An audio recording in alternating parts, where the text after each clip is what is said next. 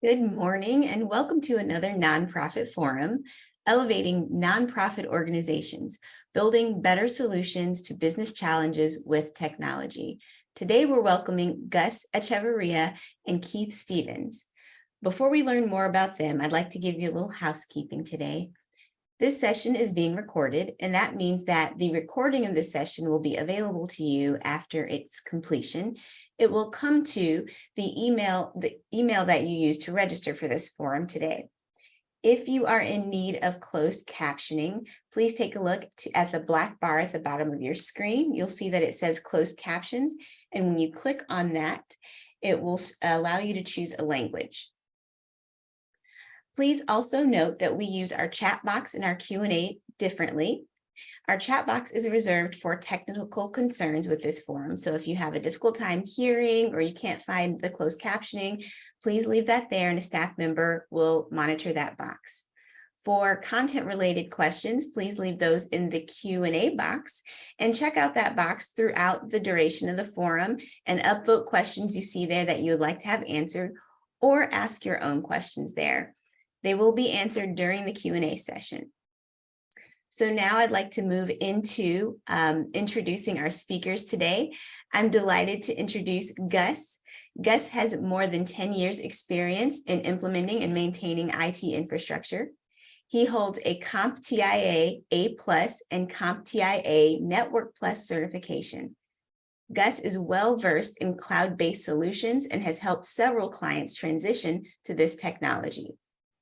At Uprise, Gus works with nonprofits in his principal solutions architect role, and he's familiar with the challenges and opportunities that exist with nonprofit organizations.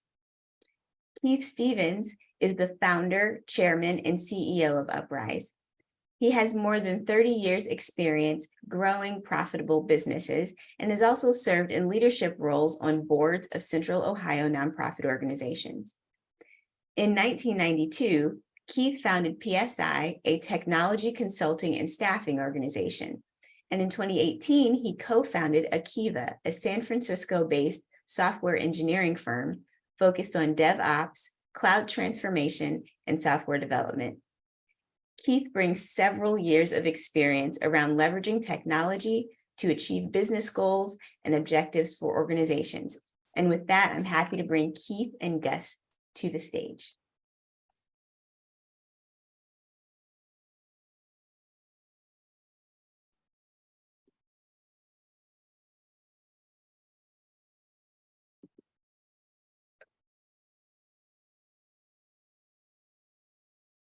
Thank you, Danielle. Give me a second, please. Cue this up. So good morning, everyone.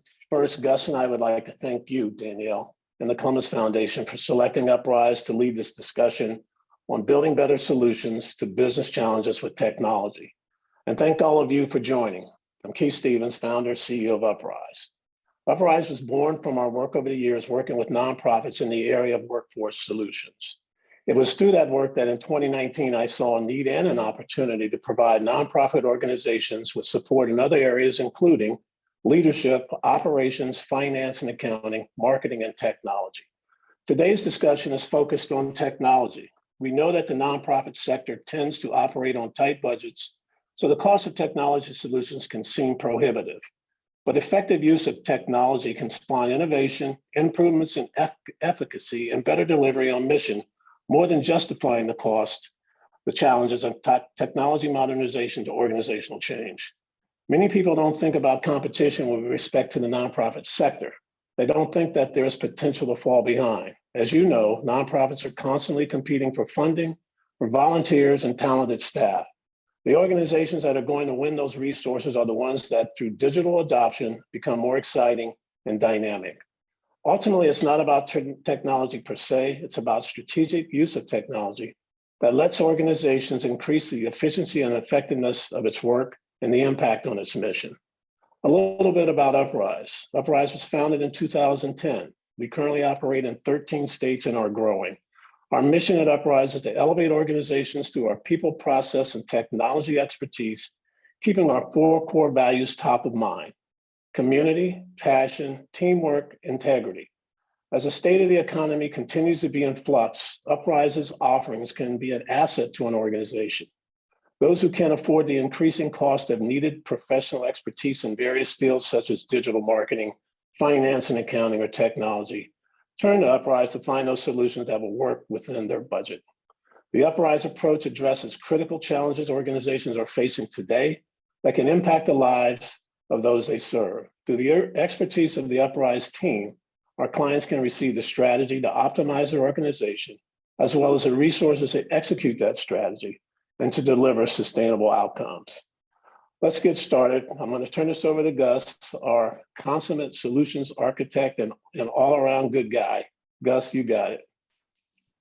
Thank you so much, Keith, for the wonderful intro. My name is Gus Echevarria. I again want to give thanks to Danielle and the Columbus Foundation for giving us this opportunity. So today we're going to be just looking at building better solutions to business challenges with technology. Keith alluded to it a little bit, but we're not really going to get extremely technical on how the technology works. We're really going to focus on the business and how we can leverage the technology. So first we'll look at our agenda here. At first, we'll look at our presentation objectives, what we want you guys to get from this, especially talking about technology.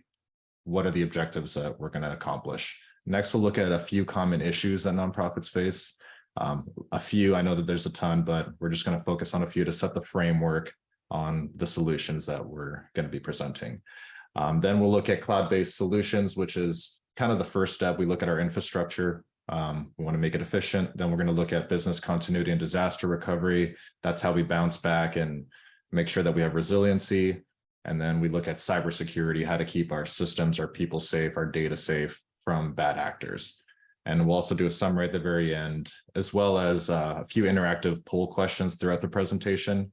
But also we're going to do a Q&A at the end. So make sure if you have any questions, put them in the Q&A box. We'll be happy to answer them at the very end. So go ahead and go to the next slide here. All right, so when we think about leveraging technology, we have a few objectives, obviously, that we want to build. We want to leverage technology to deliver solutions that empower goal achievement and furthering your cause. And I think that's really it. We want to make sure that we're doing our cause the best that we can. So when we look at the objectives, we want to look to build capacity, streamline processes, increase efficiencies, optimize resources, reducing costs, developing resiliency. I know it all sounds great, but this is really kind of like a mindset and an attitude that an organization has to have. Once you start in any of these categories, they all kind of start compounding on each other. So it's important to understand that you can optimize resources, and that will also increase capacity and streamline processes. And we'll be touching on these throughout the whole presentation in no particular order, but this is kind of what we want everyone to walk away with, and how you can leverage technology to accomplish these things. Go to the next slide, please.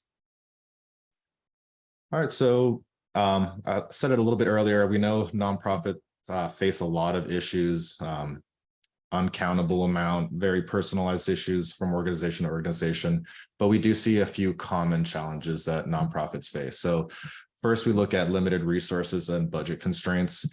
We know nonprofits are receiving money and grants, but a lot of the times it's purpose-driven money. You can't just put it wherever you want, or sometimes where you need it.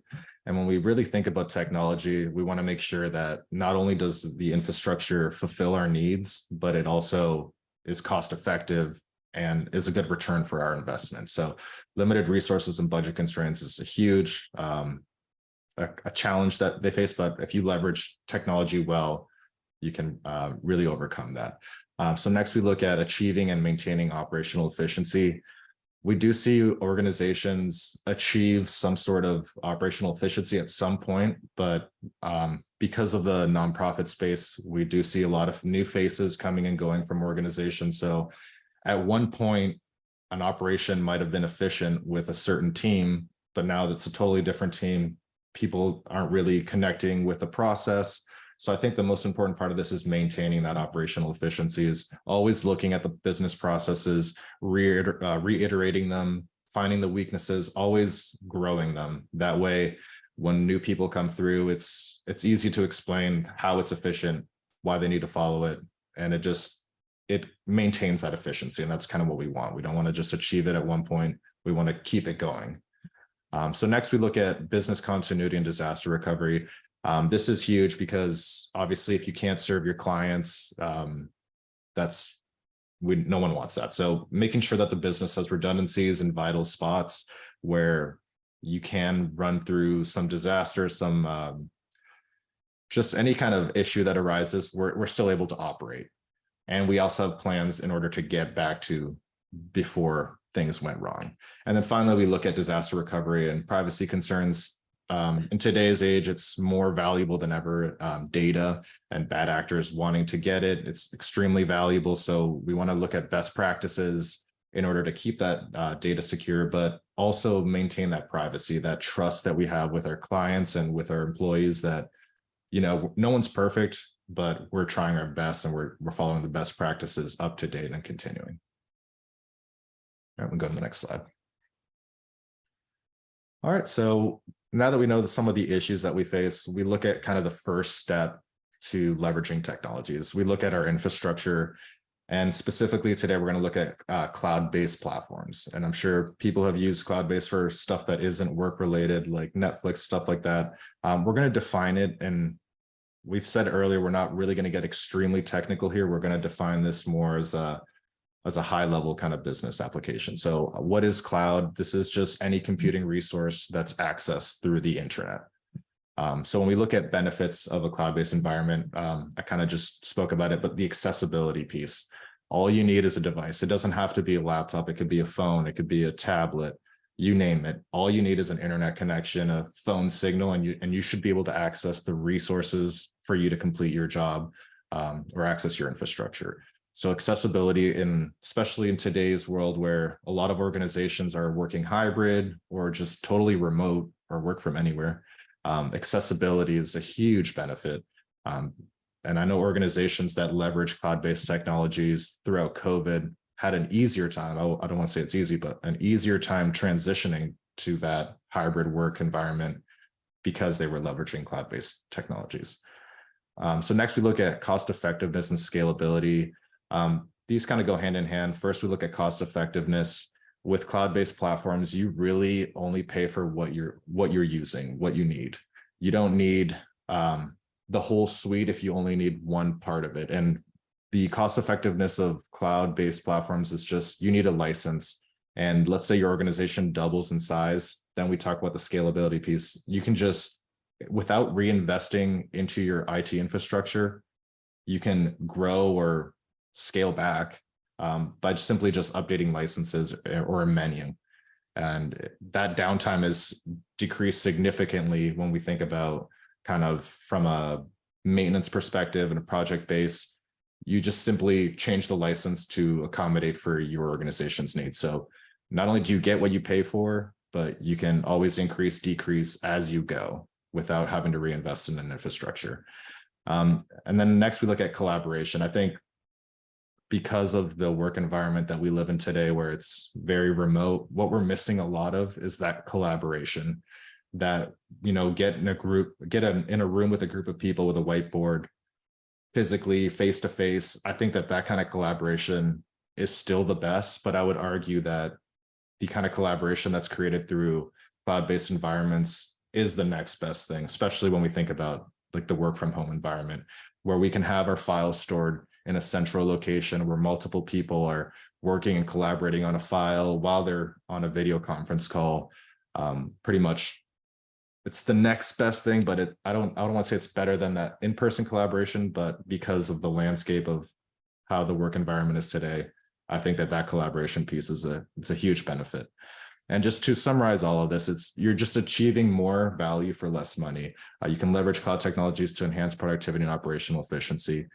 The technology, the providers of this cloud-based platform, they invest millions of dollars to have not only the best infrastructure, the best redundancies, but the best user interfaces, it just makes it easy for you to use without you having to invest a ton of money in your own infrastructure.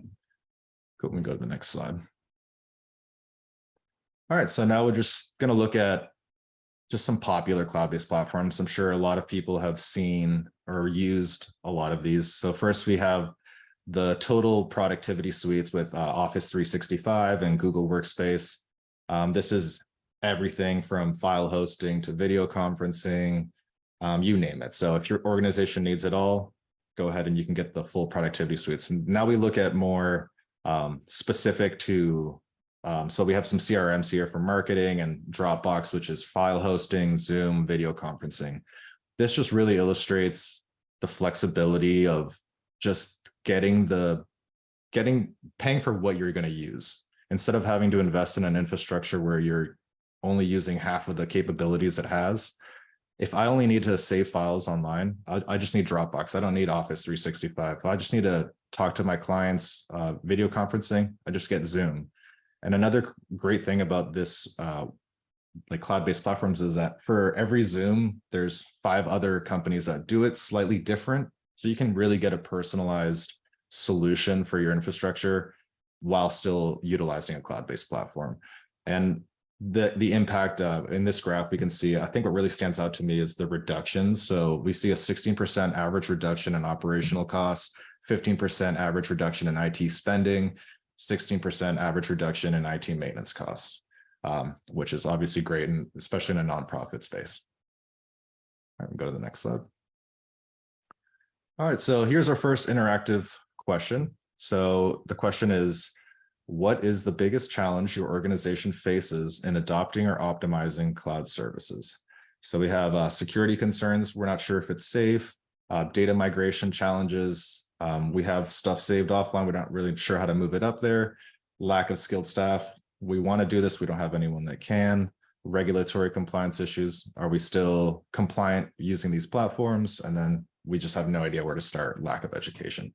So go ahead and take a minute here to answer this, and then we can just briefly discuss.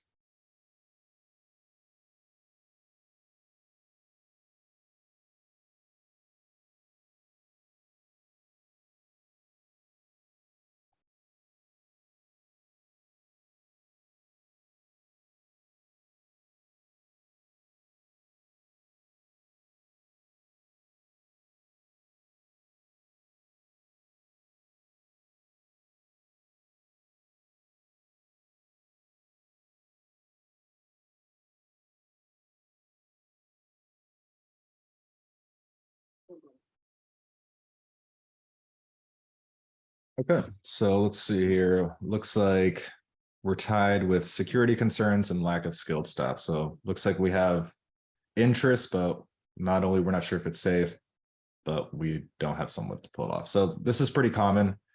Security concerns, especially when things aren't hosted on your own servers, it's kind of hard to get that trust, but that's great. Thank you everyone for participating. All right, cool. So now that we have built our efficient cloud-based infrastructure, now we need to understand, how do we make sure that this can keep running? How do we bounce back from disaster? So we're looking at business continuity and disaster recovery. I always like to give the example of, let's say I won the lottery. Great, I need this. So I'm a millionaire now. I found out on the very last day, I only have an hour to get to the lottery place where they give you the money. I don't know what it's called, but I just need to drive there. So I'm driving there and I get a flat tire. This is where we look at business continuity. I need to make sure, I want to be a millionaire, obviously. So I need to get to this office. I know that I have a spare in the back. I have the tools to fix it. I know how to fix it. Boom. I put the spare tire on. I'm able to drive to the lottery place, and now I'm a millionaire. So what we just talked about there is just business continuity. It's how do we keep the business running through disruptions. When we think about that example, the spare tire isn't necessarily a permanent fix, but it allows us to keep operating while we're experiencing a disruption. What we look at next is disaster recovery. So now that I'm a millionaire, I have to make sure that I don't get another flat tire, because I'm doing important things now as a millionaire. So, okay, I got to get that one tire fix. I have to analyze what the weaknesses are. And this is kind of what we look at disaster recovery is, how do we bounce back? How do we get back to that normal state? But I argue it's how do we get back to that normal state, but even better. So I know the tires were old, the one got flat, I'm going to replace it for sure. But why don't we address the issue here? We have old tires. at any time, any of these other ones can go. So let's go ahead and address that issue and just replace all the tires. This is a good example of disaster recovery where there was an issue that caused a major disruption. We were able to work through it, but how do we get back to that normal spot? And how do we avoid this from happening again? Or how do we make this process better? And I kind of just said it, but all of this and even your infrastructure is all built on your business processes and making sure that they're defined as simply as possible.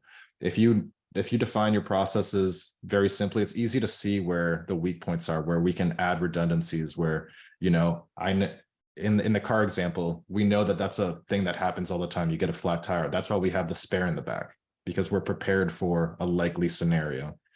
And this is just enabled through defining your business processes. And just, the more simple and more explained they are written out, the easier it is not only to implement technology, but to make sure that you can continue operating through disasters and disruptions. All right, we'll go to the next slide, please.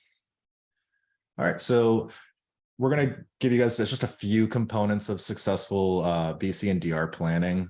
There's many more, but this is just a few that I think are important. First is the 5 W's and the how. It's very simple, and this is where like the car example breaks down, pun intended there. But it's very easy to see who's responsible when you're driving the car. I'm the only person in the car, but in an organization, this kind of gets a little muddier. So first we need to know who's responsible, and I'll continue with the car because it's easy to illustrate the point. So I know I'm responsible, what actions to take. I know I need to switch the tire, where the resources are located. I know everything's in the trunk, when to execute the plans. All right, I pulled over, I'm in a safe spot, I'm not in danger, I can do it now. How to implement it, I'm sure you guys know how to change a tire. And then what I think here is, especially for nonprofits, is the most important, is why these processes are crucial. Especially when we think about a nonprofit, when we see new faces coming in. If I think that I'm a new person and it's hard for me to understand kind of how important my job is and why my processes are important, I'm not going to be apt to take that agency to follow through with the processes that are in store. So I think once a business process is defined, it's very easy to see why it's important. I know obviously in the car example, if you only have 3 tires, you can't drive, but if one specific system in our organization goes down and we don't understand how important it is, that's where things can start going wrong. And then next we look at redundancy. So again, this is building off of these business processes being defined, where we've addressed likely scenarios where things can go wrong, where we know if this one system goes down, that means all other systems are down. So when we look at redundancies, so these are systems and processes in place to back up data regularly and restore systems to their normal function after disaster. So that's a great example of something that everyone's worked with before. I've accidentally deleted something from a folder. You call the IT person, they're able to recover that file. That is more of a disaster recovery, but it also has the backup. It has that redundancy. We know that happens. We know people accidentally delete stuff. We're prepared because we know that happens. The more prepared you are, the more defined the process is, the easier it is to put these redundancies in place. All right, we go to the next slide, please. All right, so our second poll question here is, in the event of a significant business disruption, how confident are you in your organization's current business continuity and disaster recovery plans? So extremely confident. Our plans are well tested and we are prepared for all likely scenarios. Quite confident. We have a solid plan, but there may be some scenarios we haven't fully considered. Somewhat confident. Our plan is decent, but there's room for improvement. Not very confident. We have a plan, but it hasn't been tested thoroughly or updated recently, and not confident at all. We lack any kind of comprehensive plan. So go ahead and take a moment here to answer this.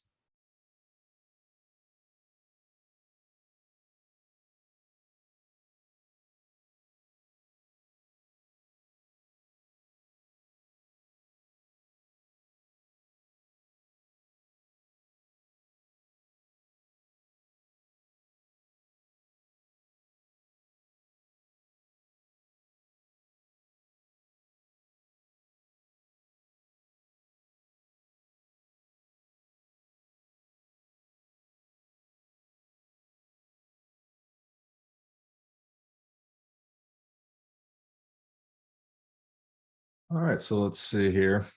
No extremely confident, which I think might be a good thing because we all want to keep growing, but somewhat confident. There's room for improvement. I think that's pretty common. And I think that's a better place to be, obviously, but this is something that's growing. So I'm glad everyone is at least somewhere. We had some non-confidence, but at least you know that's the first step. All right, cool. So I think we're good on that. And we can go ahead and move on. All right, and everyone's favorite, the final piece that we're going to talk today about is once you have the efficient system, preferably cloud-based, once you've identified your processes, you know where your weaknesses are, you have redundancies in there, is how do we keep it safe from people actively trying to get in and do bad things? So first we'll define cybersecurity. So this is just like the practice of protecting networks, devices, people, data from unauthorized access, essentially. And I'm sure we've all heard, you know, keep your devices safe, keep your network safe. I think the most important one that we're going to talk about today is keeping your people safe. In today's landscape of bad actors and the defense, it's an arms race. So the weakest link now is the people. We no longer try to pick the lock. We trick people into giving us the key to the front door. So some potential consequences of a breach or cyber tech, and to go off of the people example, there's a financial loss. And we've seen this many times where a bad actor will compromise a password and be in the system for upwards of like a year or so, just listening, seeing how people talk, seeing how people interact, because they're going to exploit that trust. They're not in there to try to, you know, like in the movies where it's in the dark command line prompt, in the secret cable somewhere, that doesn't happen really. It's, they see how you talk to your coworkers. They know that you're friends with somebody, let's say Jim, the head of the accounting department or the finance department, and Tim, he handles the money or whatever. They know they like basketball. So they'll exploit the fact that they always talk about basketball to make the phishing attempt more legit. So what we really see is these bad actors coming in and just exploiting people. And once you get exploited, you can obviously lose a lot of money, but then that reputation comes in where people know that you've been breached, that trust is gone, not only with your clients, but also with your employees. People just, they don't know what's real. It kind of just creates that bad environment. And then finally, just legal ramifications. If you're not taking the best practices, you have sensitive data, you can potentially find yourself in some legal trouble. And we'll go ahead and go to the next slide. So what can we do about it? Obviously, something that we're all, I think, pretty comfortable with is the standard device security protection. So that's antivirus software, firewalls, MFA, VPNs, things like this. These are things that bad actors, they'll walk up to your air quotes house, they'll check the front door first, they'll see if the window's unlocked. You want to just make sure that those are locked, and then they'll try to go after the people. But if the front door is unlocked, they don't need to trick you. They can just walk in. So making sure that you have strong device security. This is just like a checklist item. The bad actors will just make sure you have it, and then they'll try what they were planning on trying the whole time, which is potentially getting someone to click on something and getting their password, and then they're in. So then we go to our next point here, cyber training and ongoing education for employees. So that's a two-part thing, because I'm sure we've all heard of phishing emails. They're ever changing, they're always evolving. So I think similarly to our business processes, where we always need to be looking at them, always need to be evolving and reiterating. Same thing with cybersecurity training. We want this to be front of mind. It's almost like, and almost back to the car thing. I've never really changed a tire, but I know the process. I know that the flats in the back, because this is a process that's been defined very well. So with cybersecurity, it's just making sure that it's automatic for your employees. They know it's like, oh, this is a weird email. I'm going to call whoever sent me this email. I'm going to report this to phishing to our IT department. It's an automatic thing where it's kind of like a skepticalness of the employees, but it wasn't created from a place of breach. It was created from a place of training, where it's front of mind for your employees, where they can act, and it feels kind of automatic versus you're acting because you're scared.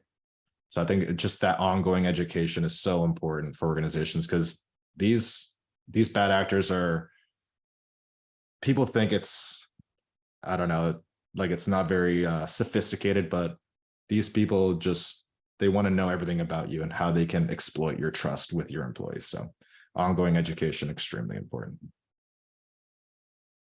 All right, we can go to the next slide. All right, and then our final question here is, what's your organization's primary focus in terms of cybersecurity? So protecting sensitive data, ensuring system uptime and reliability, compliance and with industry regulations, or training employees on security best practices? Go ahead and take a few moments to answer that.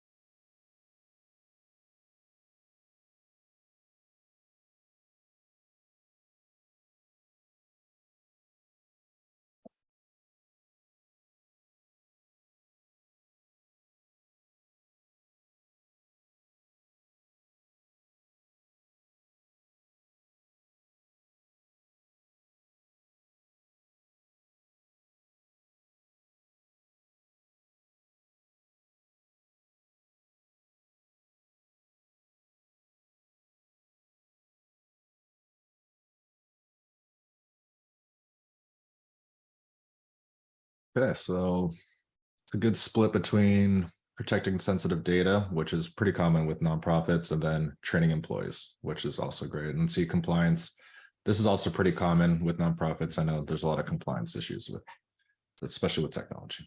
All right, thank you, everybody. We'll go ahead and go to the next slide. All right, so just a quick summary of what we talked about today.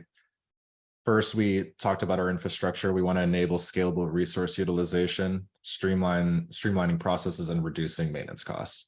Then we looked at, how do we make sure that we keep running with business continuity and disaster recovery, so we ensure uninterrupted services and safeguards data, and we support capacity building and goal achievement by defining our business processes. Then we look at cybersecurity, which is once we have our system, it's efficient, it keeps running. How do we keep it safe? We protect sensitive data and digital assets, and we build resiliency with ongoing training. All right, so then I believe that's it. And I'm going to pass it off to Keith now. Thank you, everybody. I hope that was informative, but go ahead, Keith. Thank you very much.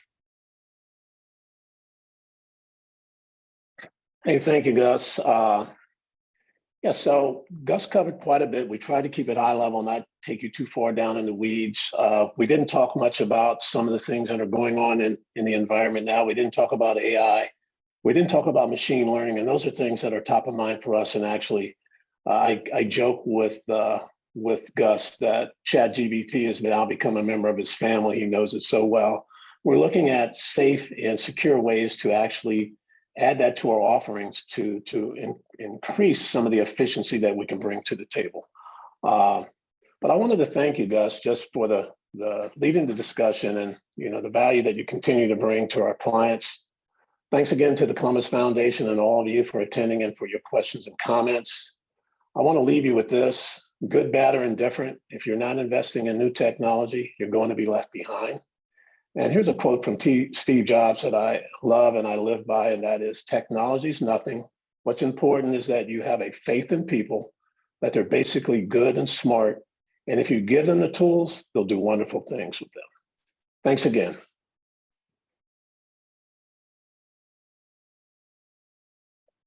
Danielle.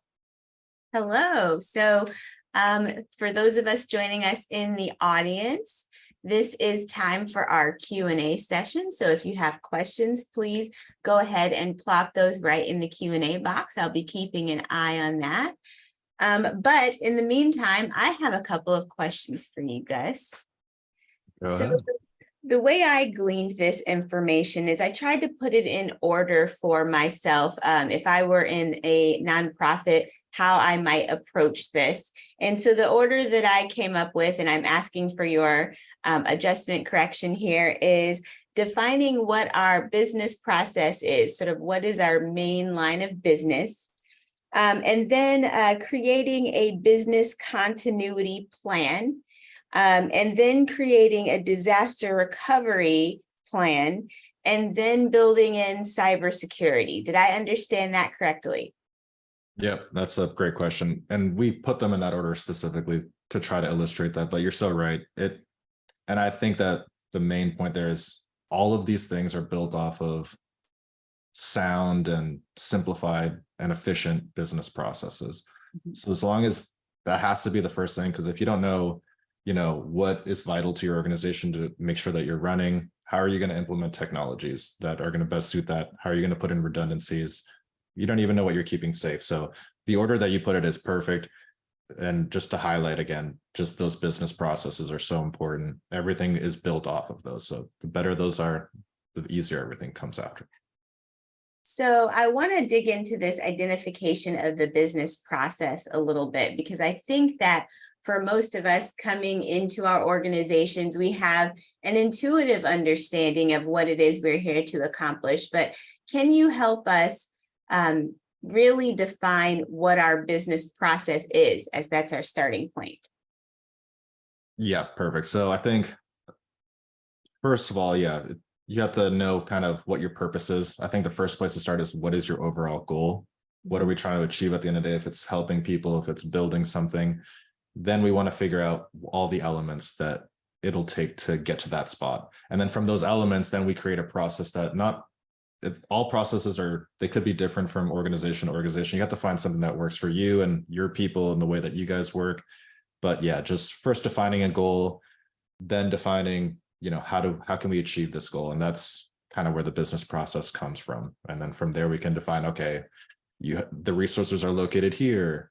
The information on how to do stuff is located here. I think the more elaborate you are on every aspect of it, not only from the goal perspective, but from the resources and the people, that's kind of where you start to get these business processes that you'll find that technology is just streamlined right in because the process is already efficient. Yeah, I think that's exactly right. And if you don't mind me adding a little bit to it, one of the ways that you can really identify what a business process is looking at first, what is the final end product of what you're delivering to whomever you're serving? So your clients, your beneficiaries, what is the thing that they take away from your organization? And then walking it back from there. What's the very next hand that they touch in that process? And what does that person do? And then walking it back from there. So what does that person do? All the way until you get back to the beginning. Once you map out that process, then really thinking about what types of inputs happen along the way. Many organizations have multiple business lines, and so you might wind up doing this for multiple different processes. So keep that in mind as well. Little ancillary ones, we don't necessarily want to worry about those, but those main value streams are the ones we want to identify.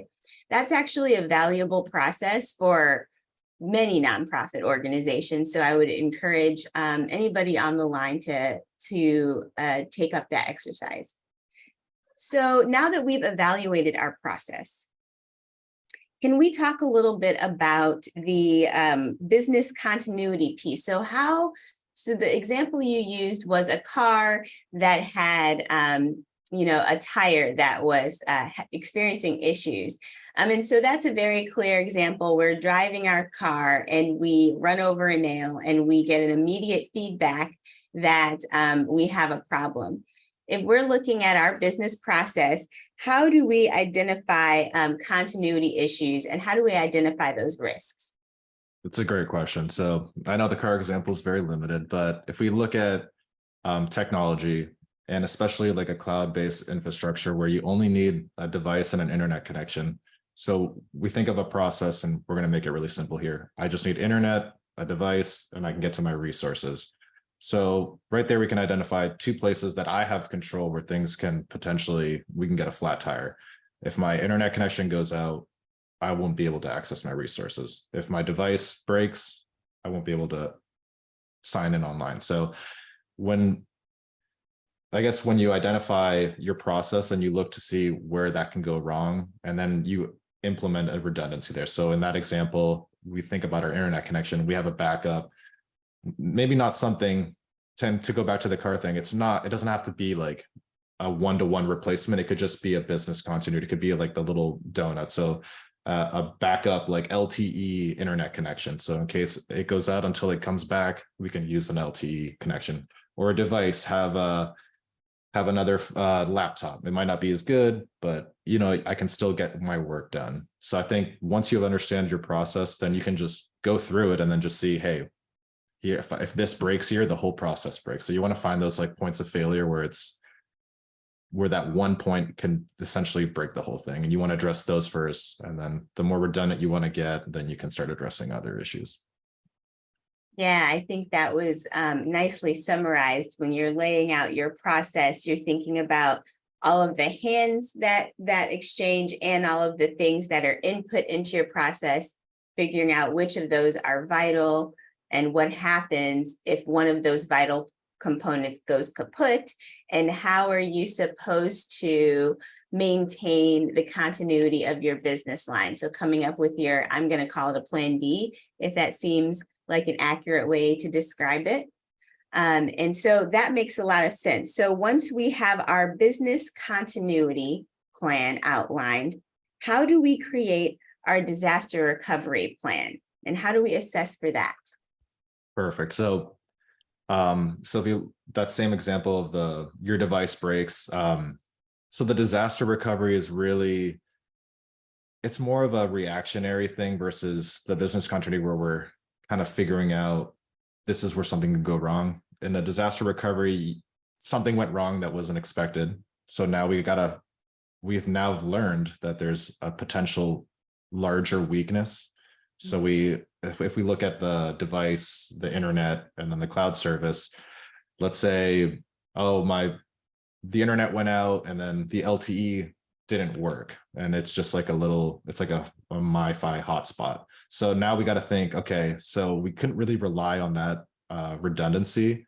So why don't we get a whole nother internet connection? That way it's just a one-to-one switch. It's not just getting back to, not continuing the business, but we're essentially replacing, let me re-say that.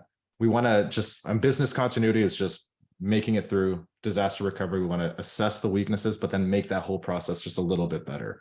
If we think that maybe we shouldn't be just using a laptop or a Wi-Fi thing, we have to just rethink the whole process in general. So disaster recovery is more about something went wrong, you didn't plan for it, but then how do we just avoid that from happening? How do we increase the process, just build that capacity to do it better? Sorry, I might have lost the track there, but I hope that was information. I'm going to try to summarize for you. Sorry about that. No, you don't have anything to apologize for. I'm going to summarize for you, and I want you to check my understanding, okay? Sure. So with disaster recovery, it sounds like what we are looking for is we have our process breaks, and there's a result of that break that happens that we have to figure out how we clean up that mess for the break, and how do we mitigate that in the future? So how are we going to prevent that from happening again? Did I understand you right? Yeah, and I think a better example is like COVID. So a lot of organizations had to put some kind of business continuity in place where, you know, they had people working from home, but now that work from home environment has stayed. So organizations, now that they have time, they can reanalyze that process and be like, well, we have to just build in for the fact that people are going to be working from home now, because before the process didn't even have that in there. Now that it's that kind of environment, we need to make sure that the process is the most efficient for that kind of environment, if that makes sense. Yeah, and I think that was actually a really excellent solution, because it's something that, or a really excellent example, because that's something that so many organizations are in the middle of right now. You know, in some ways, the current state of our work is the disaster recovery of our COVID experience.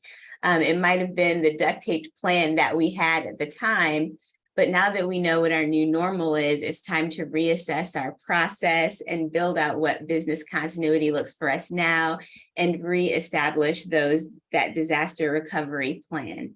I loved when you said new normal. I think that's it, right? That's the soundbite. You want to get to that new normal. Yes, absolutely. So now we're on to cybersecurity. And I know that this is something that some larger organizations have access to. They have access to educational resources, since we know that one of our largest vulnerabilities are actually people. Can you talk about some resources that might be available to nonprofits of all sizes to provide this training to their staff.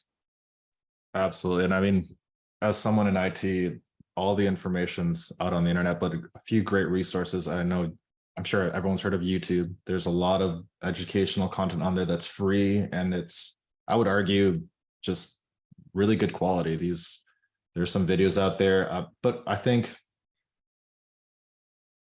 just keeping it front of mind. If you don't actually have any resources to give to your employees, just making sure that it's front of mind, it's in some way. If it's just like an email sent out to people, it doesn't have to be much. You don't have to like give people a 6-month training course on the most cutting edge phishing attempts. It just needs to be front of mind. It needs to be when I'm tired and I get an email at 8 o'clock at night and I just don't want to deal with it. I'm going to still be skeptical, and I'm going to be like, hey, this is weird still.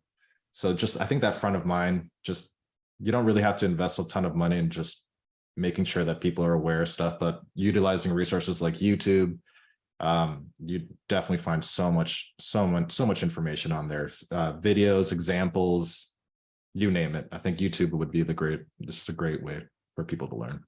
Yeah, that's a really good point, is that, this type of training doesn't necessarily have to be very expensive, and can even look like 1 or 2 people participating in a training and then continuing to create a dissemination plan. So we talk about it once, but then we create a plan for how we will remind folks of this information ongoing. And you know what? YouTube is an unsung resource for many, many, many a thing, and this is one of those as well. Actually, this forum will be stored on YouTube for the benefit of anyone who wants to watch it there. So that's just a great example of resources that are available there. Well, I have asked all of my questions of you today. Thank you so much for joining us. Thank you. And thanks for the Columbus Foundation for giving us the opportunity, and everyone on the call for sticking with us. Really appreciate your time, everyone. No problem. This type of content is something that we don't get a lot of in the nonprofit sector, and so it's truly invaluable. Thank you for spending your time with us today. Folks on the call, please stick around for just a few seconds. When you choose to leave, a survey will pop up on your screen that asks you to tell us how we did today and asks you to tell us what you'd like to see more of in the future. Thank you so much for joining us today. Take care.